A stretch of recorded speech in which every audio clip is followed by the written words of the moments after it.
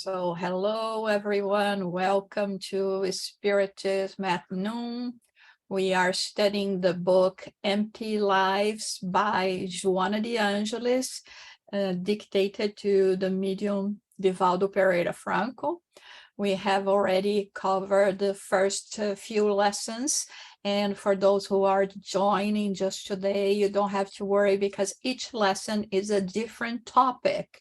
So, but feel free to, to browse the other topics and to gather more knowledge and understanding about this important book that Joanna de Angelis brought recently to us and 2 years ago, talking about or leading us to reflect about ourselves, about the existences we are leading right now, the choices that we are making, and giving us more guidance in this sense.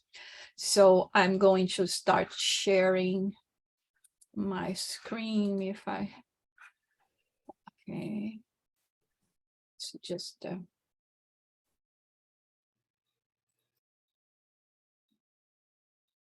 actually, I don't know why I'm not being able to share my screen. Let me see here. No, I'm not being able to share today, so I'm going to read to you, okay? So lesson 6 is about coexistence. Social coexistence on Earth is one of the biggest challenges due to its complexity.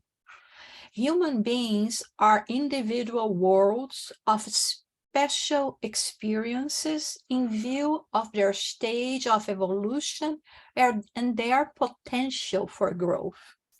Consequently, there is no generic form of behavior that might facilitate a balanced and healthy exchange. Because individuals live the emotions that are compatible with them, what gives joy to some is for others an insult or a fault.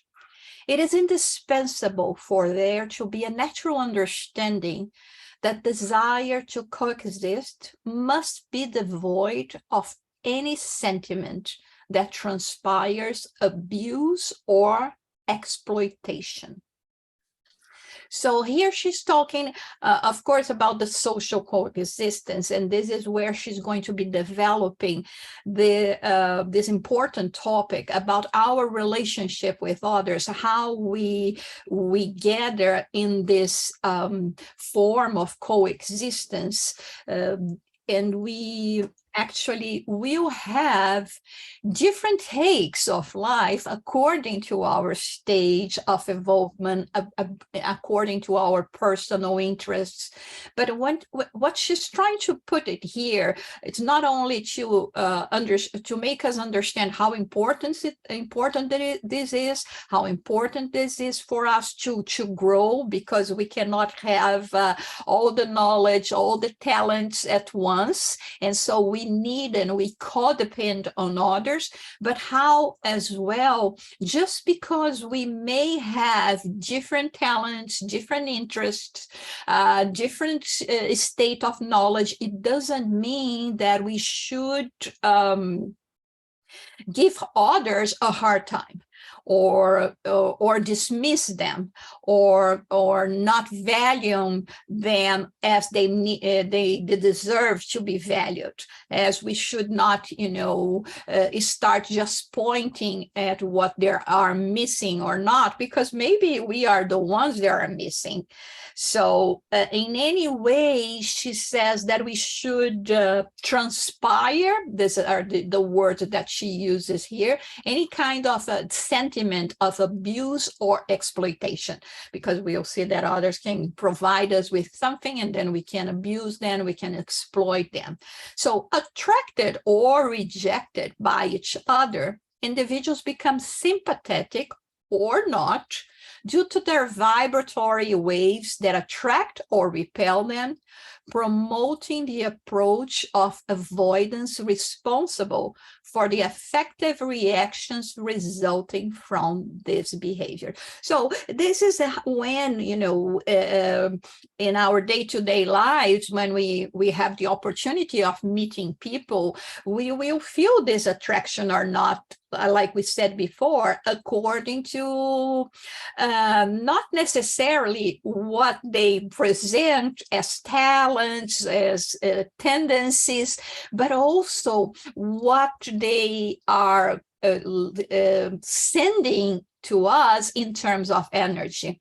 And sometimes this is where we will see clashes, the energy that sometimes doesn't match necessarily. I always like to say, when we talk about this, that sometimes we rush in our judgments in saying, oh, I don't know, that person that I just met gave me goosebumps, it's a bad vibe. Maybe it's a bad vibe for you. It doesn't go with your vibe, so to say. But the thing is that we should not rush to judge that because it's not exactly like us, it's not the energy that combines with ours, the person is not a good person. Sometimes, the person may be very good. We are the ones that are very bad or bad, and our energy doesn't combine because of us, not because we will say, no, this is the other person that, is not good.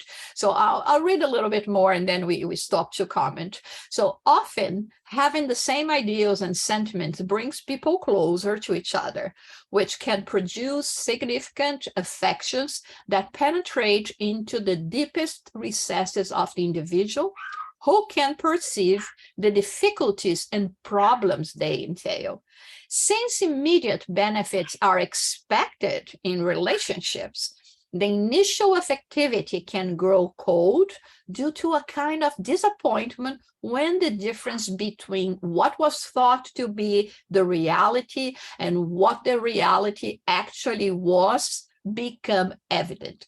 So this again, this idea that we are going to get together according to the affinity of our inclinations. But in any case, even if this is not necessarily, let's say, manifesting on the conscious level, subconsciously or unconsciously, we are always expecting to get something in return. And when this does not happen or doesn't happen according to the way we are expecting, we are going to be disappointed. And so this is how sometimes we, instead of looking at the reality of things, we are seeing reality according to our thoughts. Let's take, for example, a newlywed couple, okay, after a few months perhaps of being together, they will start saying, oh, you're no longer the woman or the man or the man that I married, that I decided to that was going to become my partner. Sometimes we are the ones, creating a reality that we expect, but that not necessarily is going to manifest. And because we are, blinded by love, we are not seeing clearly. It's not that it was there, that, for how long you had this relationship, both of you were just, let's say, faking and putting a persona that does not represent yourselves necessarily. So this is we see how complex we are in terms of relationships. And I have to tell you, when I was reading and studying this chapter, I was thinking, oh my God, how come we have spouses, partners, and friends and colleagues, because it is so hard to coexist, right? It is really an art. So I would like to hear from you a little bit, if you would like to ask any question, give your comments. This is a long lesson as well. I do imagine that we perhaps will have to split it in two. Well, we start out by expecting things on a surface level, Mhm. and we draw conclusions quickly about things when we see something match our thoughts. That thing that matches our thought may not, in fact, be deeply set. And over time, something else comes to the surface that we feel is more important. And that's what causes the problem. Yeah, that's absolutely true, Philip, because also we are always changing or finding ourselves, not finding new things, but finding ourselves, and all of a sudden what was important before is no longer important now. Mhm. I think we could say the same in terms of our spiritual journey, for instance, right? Before, when we were not so keen or were absolutely not interested in pursuing any kind of a spiritual knowledge or understanding, we led life a different way. Now, with more understanding, broadening our knowledge in this sense, and we become different. And perhaps even the relationships that we had before no longer suits us. And to be fair, we no longer suit them as well, because they like that partner that was, fun, is responsible, perhaps, and now you took a different turn. You went to a different path in the fork, and that's it. But this represents growth, right? And we can see that in adolescence. A day before, there were, like, let's say, gals are playing with, let's say here, dolls or little cars. It doesn't matter. They are playing with their toys, and for the following day, they are already all concerned about the way they look. And no, I don't want to sleep with my teddy bear anymore. So, that's growth, right? But it implicates in change, and in changes in our behavior, and in changes in our, way of coexisting with others. Yeah, it's interesting how our learning process informs our behavior. And that's what changes things in relationships. And the person I used to love is no longer of interest to me. But that idiot that I used to fight with came up with something that is absolutely marvelous. Yeah. Yes. It's amazing, right? When we think about that idiot was right from the beginning, right? And in fact, we were the ones that were idiots. Yeah, it's interesting. So, Sonia, you were going to say something or not? Okay, so let's go a little more. The ego always has a face, whereas the self has another identity, one that is almost always hidden. So what pleases one on the outside does not always correspond to the desires of the inside. It's this mask that we put, because, if I behave a certain way, if I dress a certain way, even if I don't like that much, like, when we follow the fashion, okay, you see, if you think that this new fashion is horrible, but anyway, everyone is dressing like that, let me dress like that as well. But inside, you don't feel like, you don't feel good about yourself. I'm talking about, outward things, but just to illustrate or a certain behavior, right? Why the world will have more interest and applaud those that are more outgoing and are always laughing and this and that, and not necessarily the one that is more collected to himself or to oneself, you see. So, and then I have to to force myself as well to have a certain behavior, to act in the world in a certain way, and then necessarily this is not the way that is going to be pleasing me, because it's not who I am. Mhm. And it will come to a point that I will say, I can no longer live this, in wearing this disguise every day. And especially at home, when you feel that you have, or you have the right to be who you are. And this is where, conflict sometimes may arise.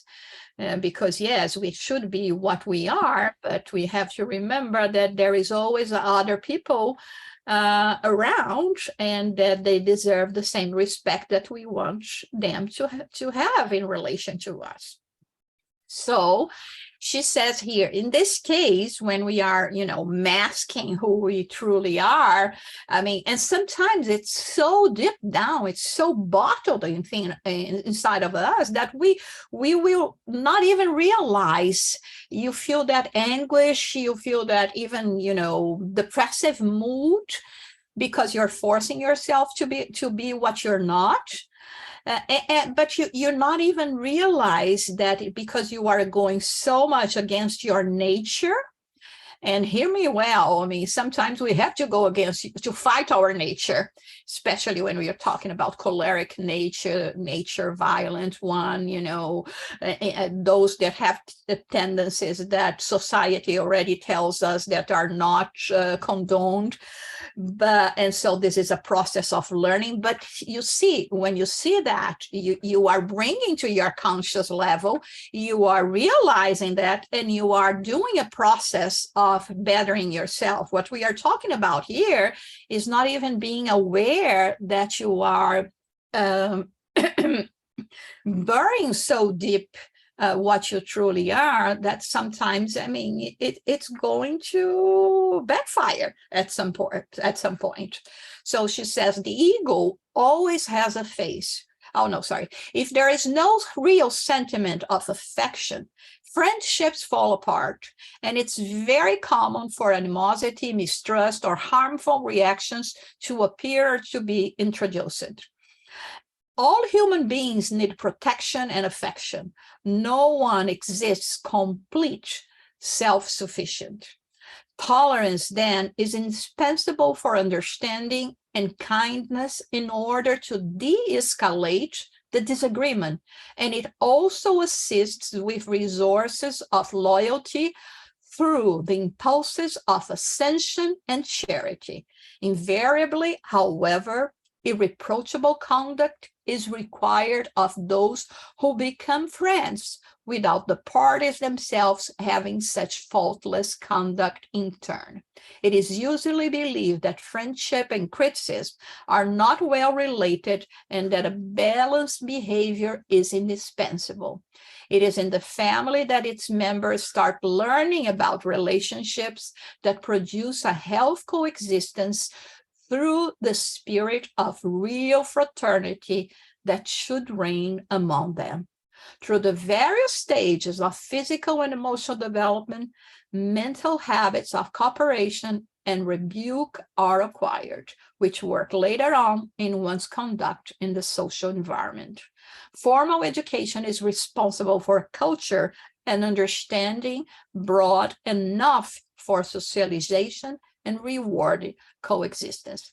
So, in other words, she's saying here, listen, since we all have our tendencies, we all will express ourselves in different ways according to our tastes and inclinations. We all, as we know, in terms of spirit, we are in different stages of evolvement. Some has more knowledge in intellectual aspect, other has more knowledge in moral aspects, other has both of them or none of them. So we will see that there is a variety of personalities, right? Of spirits, people living around. So when we are thinking about having a relationship relationship with someone, sharing a sentiment of affection. And this, again, it doesn't mean just to a couple relationship. We are talking about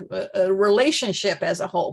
My relationship with my son, your relationship with your children, spouses, partners, and friends, and colleagues at work, and works, and the spiritual aspect, all of that. We have to understand that, first of all, none of us are perfect.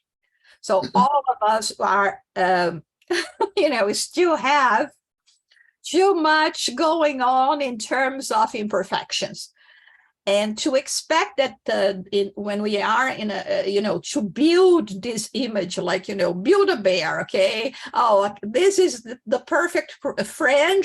I just see what I want to see. But then you don't see that right there, in the arm, for instance, there is a place that you have to mend because it's not well done, or this, representing our imperfections. So in terms of those, for us to be capable of coexist, we have to be tolerant. Every time we are about to lose our patience with someone, we should think, well, how many times people lost their patience with me, or were about to lose their patience with me because of my tendencies, because of what I still cannot provide for myself, right? I mean, the growing is for ourselves as well. And so this is why she emphasizes the point of tolerance, of kindness, of giving ourselves more to these impulses, as she called, of ascension and charity. Not imagine that when we start or becoming friends with someone, we will not necessarily find any kind of fault in this person. And she says that the best place for us to learn how to socialize is the family. So I know there is so much difficulties in family relationships, because, sometimes when we say it's 24/7, it's not just once a week or once a month, like when you will meet a friend. It's not, everyday lives. And but this is where she say, this is our laboratory. This is where we are going to be start practicing, relationship. We're not even going to the point here where we are going to learn from our parents or our children learn from us, because we know that already. But this is how, when we start becoming more mature, or getting in our teenager years at least, we will be able to absorb more and to understand more at this point, also going to school, etc., that we will be experiencing living in different conditions with different people, with different expectations. But like I said before, it doesn't mean that because people do not share your same interests that they are not good. They may be good in their own ways, according to their possibilities, and we will be good in our own ways, according to our possibilities. And sometimes, even from this adult relationship, we are expecting them to provide or to give us something that they are not capable of. They don't have it. But if we think about, if we have this tolerance, this kindness, this understanding, we could go into this relationship with more kindness in a way, or meditating, pondering about, listen, this is a different person. It's not me. And let us accept the person the way it is, not saying that we are not going to contributing for ourselves and for others, especially the closest ones to us, to become better. But then again, is example, is demonstrations of love, is demonstrations of tolerance that are going to take us there. So, and it has nothing to do with formal education. In absolutely, you know, when we think about Joanna de Angelis and talk about other lives, she is a spirit that dives deep into knowledge and studying and in fact, you know, to be able to bring this series of 16 books that were dictated to Divaldo Franco, she spent 50 years, 50 years in the spirit world, learning, let's say, taking classes on psychology. So it's not the 5 years that we go to college here, it's 50 years prior to be able to bring this, you know, to utilize what we already have, because many things are also presented in Jung's theories and practices as well. But when she's talking about that, she's not just talking from the perspective of a spirit that sees, of course, much more things much more clear than we do, but also, you know, coming out of knowledge. So she's not saying that knowledge, you know, formal education is not important, but she's saying we have to see that it is more in relation to our moral behavior that we are and understanding that we have in relation to ourselves, in relation to others, that we are really going to be able to understand and to broader more, you know, or to let's say, to impact more the lives of others. So questions, comments? Yes. The phrase, invariably, however, irreproachable conduct is required of those who become friends, without the parties themselves having such faultless conduct in turn. That, I'm not sure I understand that. Yeah, this is a hard one. This is a hard one. I believe, because of course I'm not saying here that I understand everything completely, but I believe what she's trying to say here is that because when we were saying none of us are perfect, right? So of course, friends that we have very much like ourselves, they will not have a reproachable conduct or for themselves. And even, let's say I'm here, you know, friends of Sonia, and all of a sudden she's going to call my attention to something, to a behavior that I had, because she's my friend, because she likes me, and so she is going to say something about my irreproachable conduct. So which doesn't mean that she doesn't have faults as well.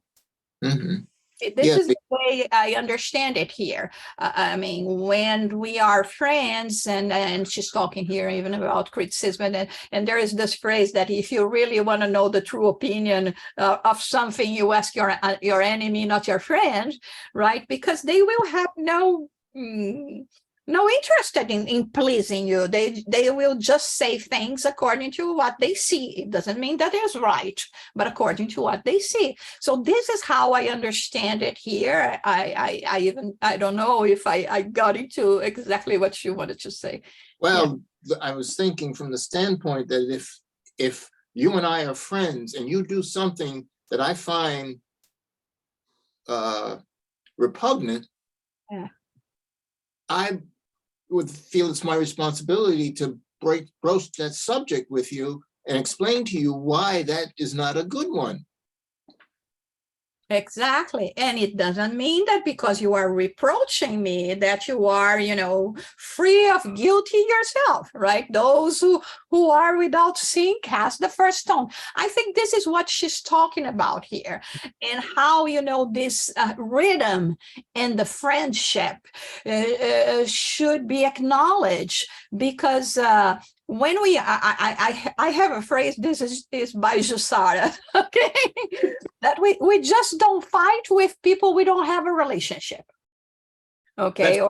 That's right. We avoid them. It's unavoidable. I mean, there will be one day that I will cut on the wrong side of the bed, or because really you were really out of yourself, or myself, and that we are going to disagree, or we will have to call the attention, like you say, I'm your friend, I'm seeing that you are going down the drain. I cannot just stay here on the side and say nothing.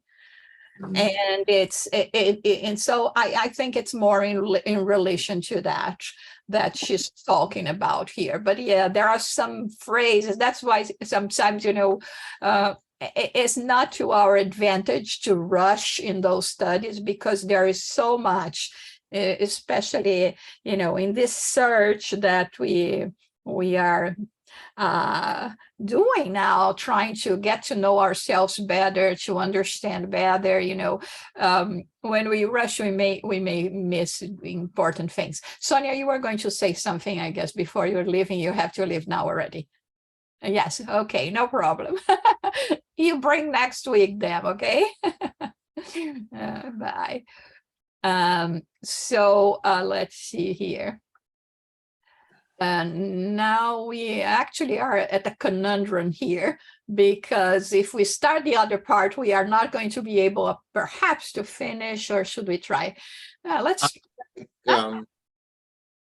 Another phrase I'd like to discuss. Okay. It is in the family that its members start learning about relationships that produce a healthy coexistence through the spirit of real fraternity that should reign among them. Well, yeah, that's true. However, that's often not what happens in families. And it's important to understand and learn to, to deal with the challenges of different personalities. And often in the family, we don't learn how to deal with things that rub us the wrong way. But yeah, you are absolutely right here, and Joanna, of course, is absolutely right. There is this book that she wrote that I think it's fantastic, and that everyone should have, and in their homes, that is called Family Constellation, where she talks about the importance of, the family relationships. And this is the ideal situation, right? This is where we are going. This is what this is our goal. And we know that at least 80% of the homes do not have this kind of relationship. In the current state of our involvement. This is, from another study as well, where they talk about marriage, partnership, that there is, I guess, less than 10% that actually have a certain balance. And within those 10%, some that we will have, it will be even more sublime. But this is not what we have here. But it doesn't mean to say that this is not what we should go for. And instead of just complaining about, our household and the people that lives with us, they're our closest relatives. What she's trying to say here is exactly with those people that you are going to learn to behave in the world. That is going to be that person that is always going to be testing you and testing your patience and testing, your response and seeing if you are going to respond with kindness or aggressivity or aggressiveness. And so, this is one very important thing. And I do understand that many people will say, but this is impossible in my current state of, family life, because it is, some people do not even have relationships with their, parents, brothers, sisters, etc., right? But this is where we should be really learning. And even if it's to learn that, yes, there are spirits in different stages that are very difficult to deal with them. So, okay, I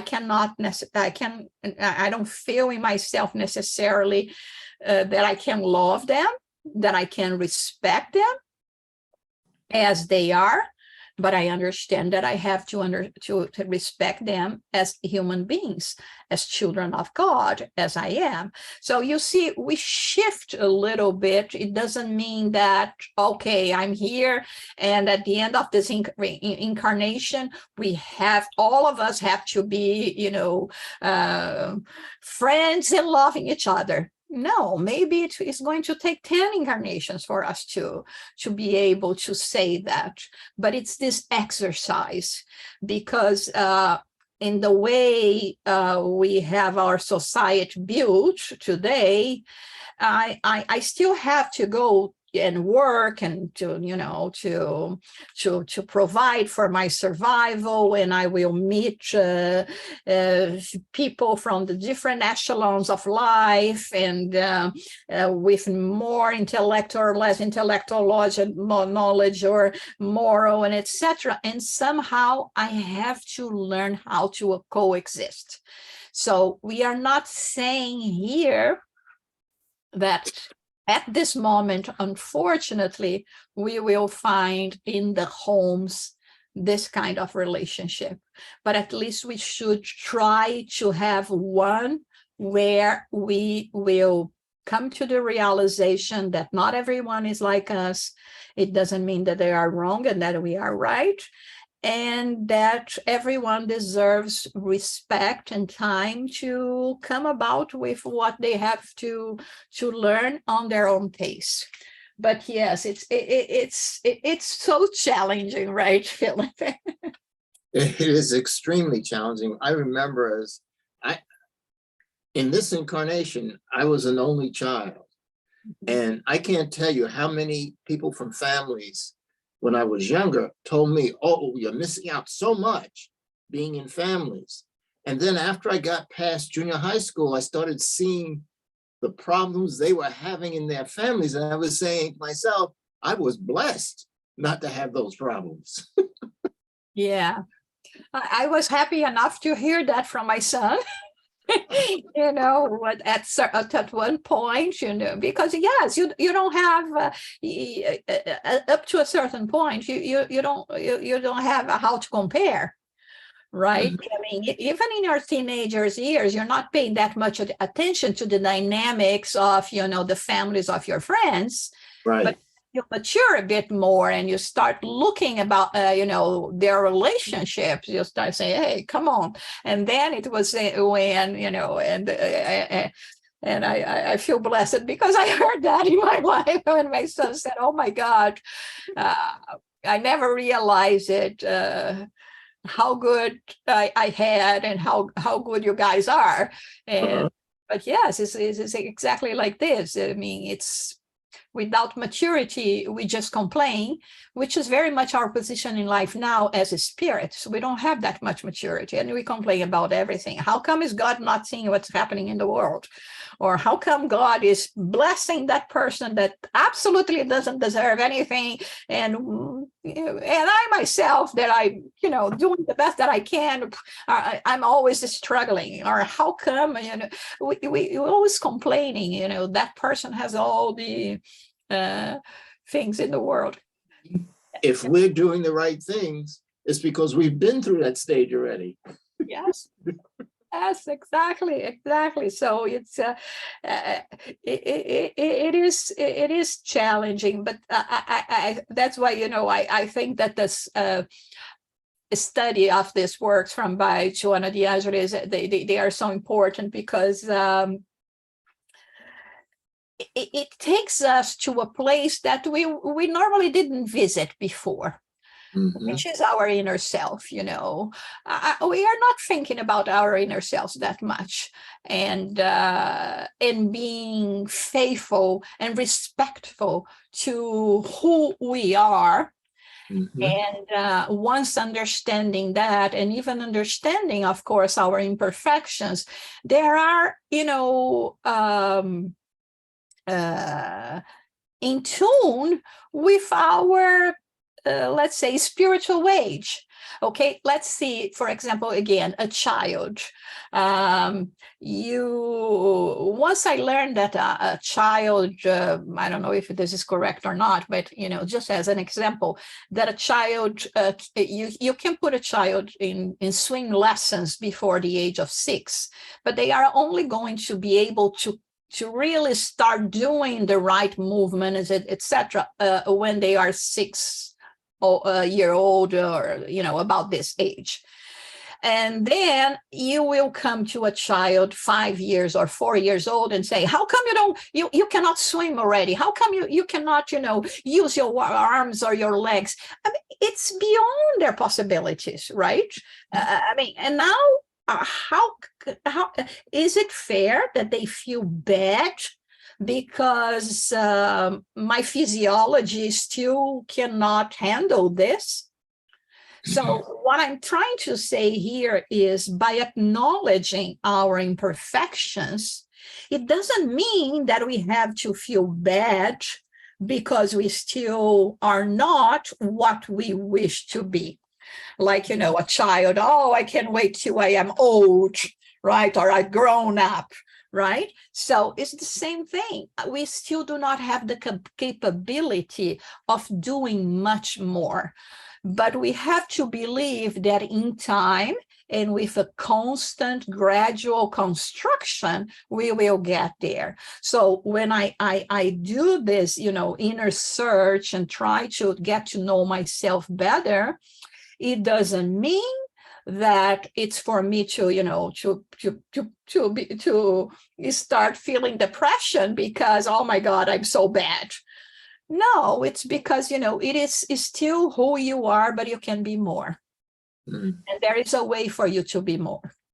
But until the point where I do not even realize that, what can I do? I'm still going to be living in the infants of the spiritual life. And this is why I think it's so important that she brings this. And because, like I always like to repeat, is the main point in spiritism and in spiritual values, how we are going to be growing, morally speaking. Yeah, it's a long process, evidently. A long process, and I mean, we just have to be content with our tiny improvements, because before we were not even thinking there was something wrong. Like we would say, this is how people behave. Why do I have to behave differently? This is the way it is, right? But when we behave differently and we look back at others who don't, we say, thank God I got here. Yes, exactly. That's the thing. Thank God we got here, because yeah, it's not the ideal place yet, no, but it's so much better than where we were before. And it gives us so much more possibilities and hope and I think a sense of direction, because sometimes we may look around and feel completely lost, not knowing where to go. But when we have this, we have this moral compass, when we have this, desire for this spiritual journey, then we have a direction. Nobody's saying that it's going to be an easy one and that it's going to happen overnight, but we have a direction. I know where to go. Well, I'm thinking about relationships within the larger family, but not the immediate family. And in particular, I had one that was to a degree antagonistic, but I never knew what the cause of it was. And I know we talk about previous lives, but I think we also get antagonism from people in the family who don't have it as good as they think we have it. Mm-hmm. And that's a major problem, because the person who has the good life doesn't understand what's going on. Yeah, that's a complicated thing. And because we are always so fast in blaming everyone else, including God, for our lack of luck, we will do the same in relation to this, family members. Now you're better than me in life. You have the obligation to help me in each and every way. And sometimes, it's like trying to put water in a defective bottle. It's not going to stay. And even you can put as much water as you want, but once there is a hole on the bottle, it's not going to stay. So you are the one that has to fix this hole. And then when we should be helping and assisting, give this kind of assistance, it is going to stay, it's going to build, it's going to grow. And of course, now with the understanding of reincarnation, we also know that it's part of the experiences that we have to live. And again, not saying, okay, I accept everything gladly. I'm happy that I don't have this or that, or that I'm suffering, or that I have any kind of impairment. We're not saying that. We just have an understanding and saying, this is not here for nothing. So what is this? Why is this happening? What lesson should I learn from this experience? Because our experience in the material plane is only for this reason, for us to learn from them, from the experience, from the opportunities that we are having. And when I say opportunities, I'm saying in the sense of good and bad things happening, not just, a great opportunity. No, a bad opportunity too, but it's always opportunity for the growth of our spiritual. When it's something that happens between individuals who are not physically close, it takes a long time to figure out what's going on. Yeah. And unfortunately, in my case, the person was already passed away that had issues with me. And so I can't answer the question exactly what it was, but I suspected it just felt that I had a better life. Mm-hmm.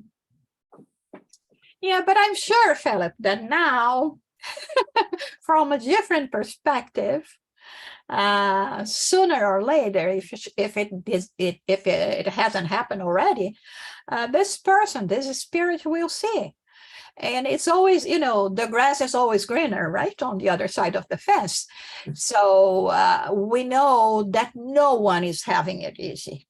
No. It may seem so, from our judgment, especially more in relation to the material aspects of life, but not necessarily what is really happening, And I'm 100% convinced that there is not a single person, or maybe, I cannot say, because I cannot talk about the disguised, beautiful souls that are living among ourselves. But let's say, the greatest majority are not in peace. Yeah. It's one of the things I'm learning in this incarnation, at least, is that even those who seem to have it better than I do may not be in a good place. You see, that's what we're talking about here today, right? We put a mask, we show a facade that doesn't correspond with our inner feelings or what we really are, because this is the way that we are going to be approved by society. But even when I do that, it hurts me even more because I feel ashamed of who I am. If I cannot show myself the way I am, it's because I feel ashamed. Should I?